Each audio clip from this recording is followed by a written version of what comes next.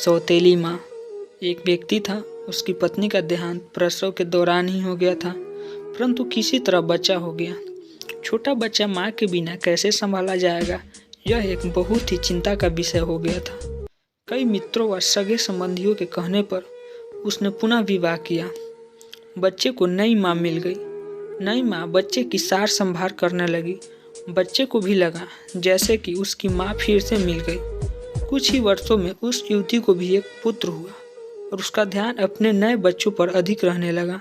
धीरे धीरे उसकी दृष्टि में दोष आने लगा और वो पक्षपात से ग्रसित हो गई। अब उसे लगने लगा कि इस घर का वारिस तो बड़ा लड़का है और संपत्ति पर भी अधिक हक इसी लड़के का है।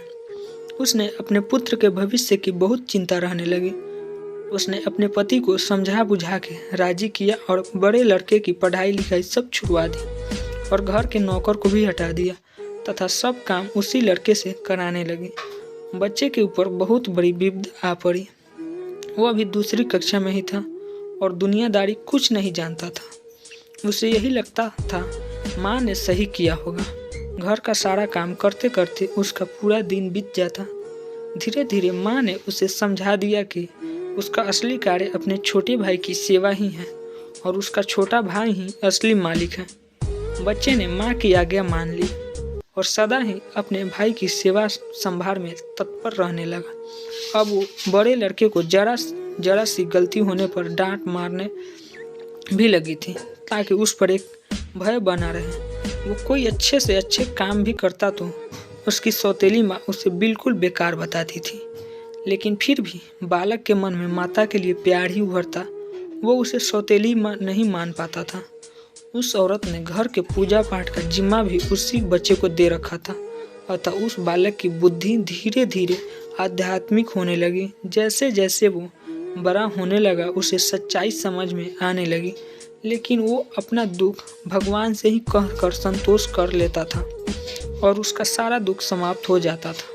पिता से वो बहुत प्रेम करता था और जानता था कि पिता उसकी स्थिति से बहुत दुखित रहते हैं, लेकिन वो उससे हमेशा माँ की बड़ाई ही करता था। पिता का होना ही उसके लिए बहुत था, परंतु उसके पिता भी एक बीमारी में चल बसे और वो बिल्कुल अकेला हो गया। बस भगवान ही उसके रह गए। समय बीतने लगा। दोनों बच्चे बड़े हो गए। अब घर का सारा अधिकार सौतेली माँ के हाथ में था।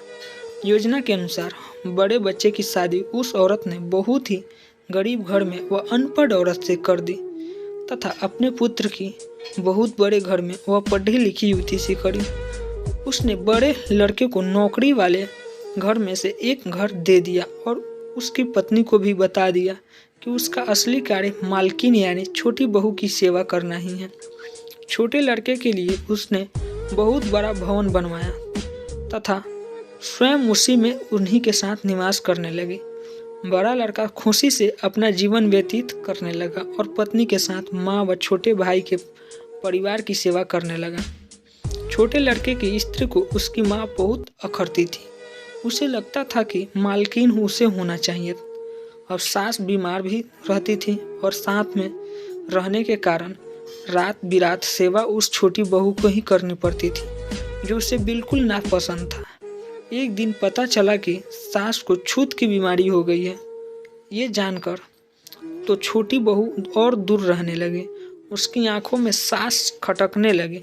उसने अपने पति से कह दिया कि इस घर में या तो वो रहेगी या उसकी माँ। छोटे लड़के पर अपनी पत्नी का जादू चढ़ा हुआ था। उसने अपनी ही माँ को घर से बाहर निकाल दिया और उसे वही नौकरों के घर में रहने को कह दिया। अब माँ भी वृद्ध हो गई थी और अचानक हुए इस घटनाक्रम में से एकदम बदहवास हो गई।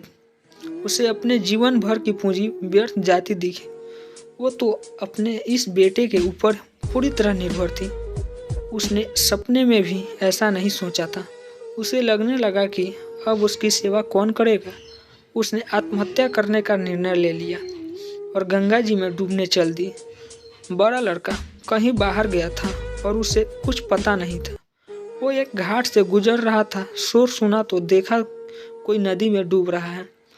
उसने भी छलांग लगा दी और जब बचा के लाया तो देखा कि ये तो उसकी ही सौतेली माँ है। जब सारी बात पता चली उसे तो वो बहुत दुखित हुआ और अपने पत्नी व माँ के साथ घर त्याग दिया। वह दूसरे गांव में रहने लगा। उसने अपने पत्नी के साथ माँ की बहुत सेवा करी और वो ठीक हो गई। वो लोग अच्छे से जीवन बसर करने लगे। एक दिन उसकी माँ से बड़ी बहू ने पूछा, माँ मुझे कुछ शिक्षा दे। तो सास की आंखों में आंसू भरा। उसने मात्र इतना कहा कि बेटी, तुम्हारा पति तो भगवान के समान है, शिक्षा तुमने उन्हीं से लेनी चाहिए। मैं तो इतना ही कहूँगी कि किसी को भी पराया नहीं समझना चाहिए और जीवन में किसी के साथ इतना बुरा मत करना कि जब वो तुम्हारे साथ फिर भी भलाई करे तो तुम्हारी आत्मा को गंवार ना हो।